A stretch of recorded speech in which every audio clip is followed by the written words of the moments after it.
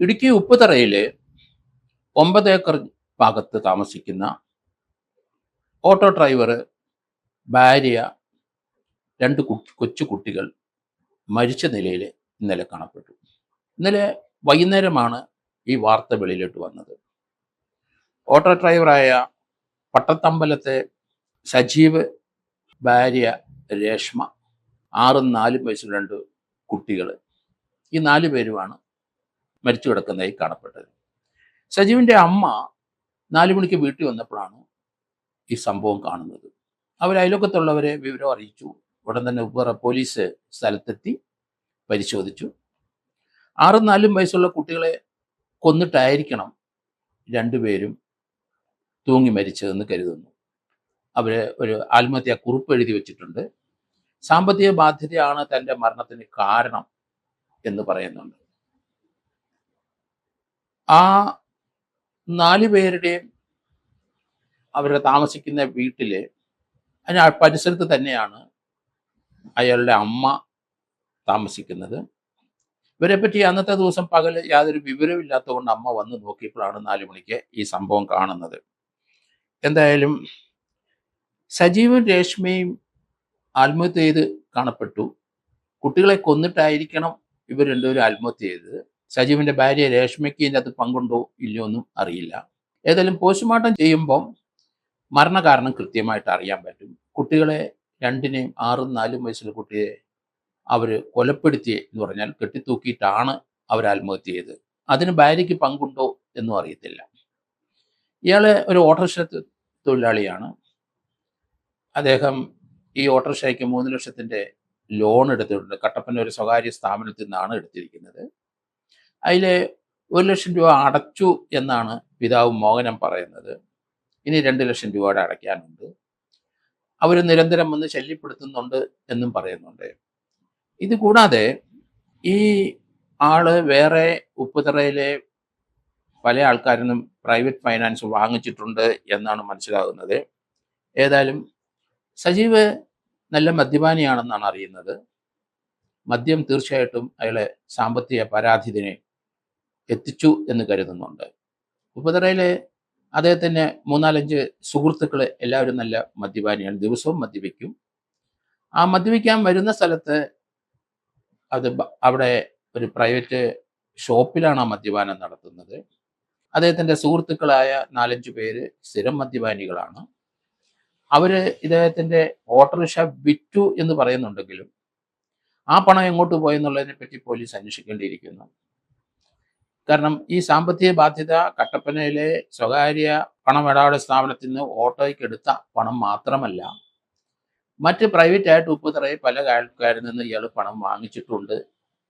അവരൊക്കെ ഒന്നിച്ചിരുന്ന് മദ്യപിക്കുന്നവരാണ്. അങ്ങനെ ഓട്ടോയും നഷ്ടപ്പെട്ടു എന്നാണ് കരുതുന്നത്. ഓട്ടോ ആർക്കാ വിറ്റതെന്നറിയില്ല. അത് ഉപ്പുതറയിൽ തന്നെയുള്ള സ്വകാര്യമായ മറ്റ് പണമിടപാടുകാർ മുഖേന അത് വിറ്റോ ഇല്ലെന്ന് അറിയത്തില്ല.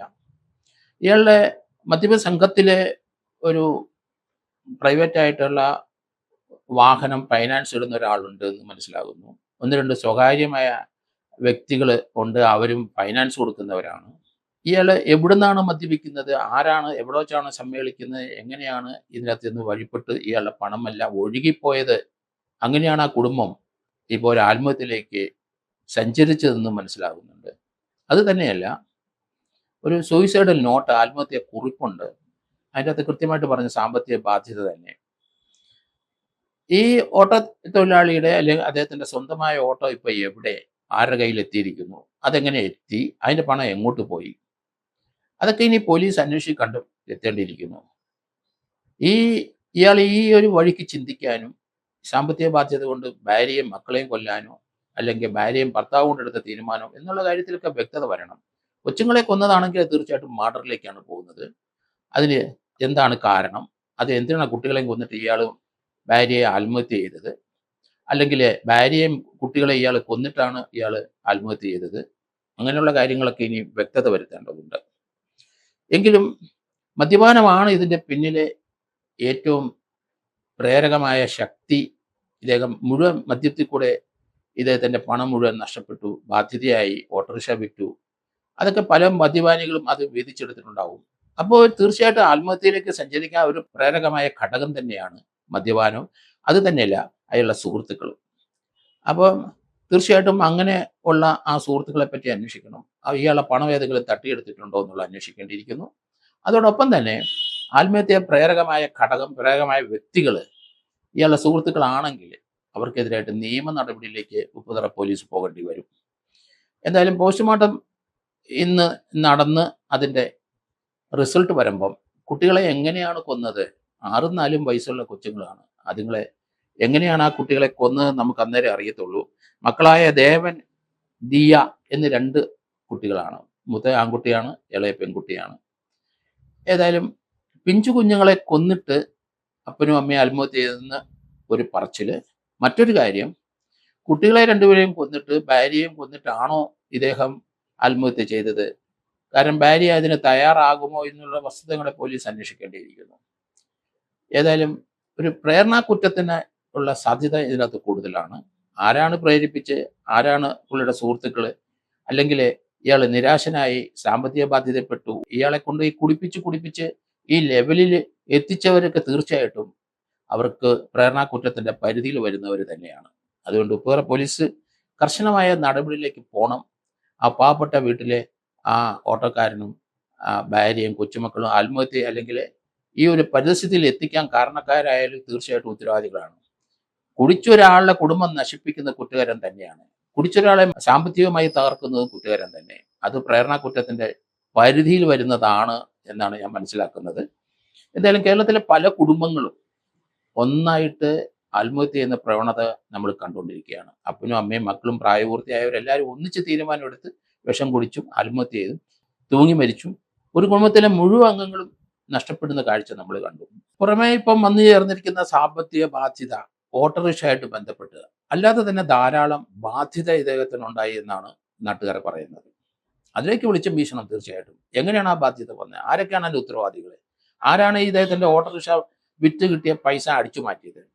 കട്ടപ്പനയിലെ ആ പ്രൈവറ്റ് ഫൈനാൻസിൽ ഇദ്ദേഹം 1,00,000 രൂപ തവണകളായിട്ട് അടച്ചിട്ടുണ്ടെന്ന് പറയുന്നെങ്കിലും ഓട്ടോറിക്ഷ വിറ്റ പണം എങ്ങോട്ട് പോയി എന്നാണ് അറിയേണ്ടത്.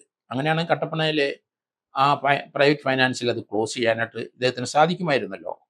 പക്ഷേ ഓട്ടോറിക്ഷ വിറ്റ് കഴിഞ്ഞാൽ ഇദ്ദേഹത്തിന് വരുമാന മാർഗം നിൽക്കും. അത് നമ്മൾ മനസ്സിലാക്കണം. സാമ്പത്തിക ബാധ്യത കൊണ്ട് അത് ഉഴലുമ്പോൾ ഓട്ടോറിക്ഷ ഓടിച്ച് കുടുംബം പുലർത്തായിരുന്നു. ഇപ്പം കുടുംബം പുലർത്താനായിട്ട് കഴിയുന്നില്ല എന്നുള്ളതാണ് ഇതിൽ നിന്ന് മനസ്സിലാകുന്നത്. അതുകൊണ്ട് എല്ലാ ബാധ്യതകളും അന്വേഷിക്കണം. ഓട്ടോറിക്ഷ എവിടെ പോയി, ഓട്ടോറിക്ഷ ഇപ്പം ആരുടെ കയ്യിൽ ഇരിക്കുന്നു, അതെങ്ങനെയാണ് അവരുടെ കയ്യിൽ വന്നു ചേർന്നത്, ഇങ്ങനെയൊക്കെയുള്ള കാര്യങ്ങളിലൊക്കെ വ്യക്തത വേണം. അദ്ദേഹത്തിൻ്റെ പിതാവ് വളരെ വേദനയോടെ ഈ കാര്യം പറയുന്നുണ്ട്. അതൊക്കെ നമ്മൾക്ക് കേൾക്കാം. അവരുടെ അമ്മ, അദ്ദേഹത്തിൻ്റെ അമ്മ വന്നാണ് ഇത് കണ്ടെത്തിയത്. 2 അപ്പനും അമ്മയും ഈ കാര്യത്തെപ്പറ്റി കൂടുതൽ വാചാലമായി പറയുന്നത് നമുക്ക് കേൾക്കാം. മകന് എന്തുകൊണ്ട് മരണത്തിലേക്ക് പോയി, ആരാണ് ഇതിൻ്റെ കാരണക്കാര്, തീർച്ചയായിട്ടും അവർക്കെതിരായിട്ട് നടപടി എടുക്കണമെന്നാണ് അപ്പനും അമ്മയും ആഗ്രഹിക്കുന്നത്.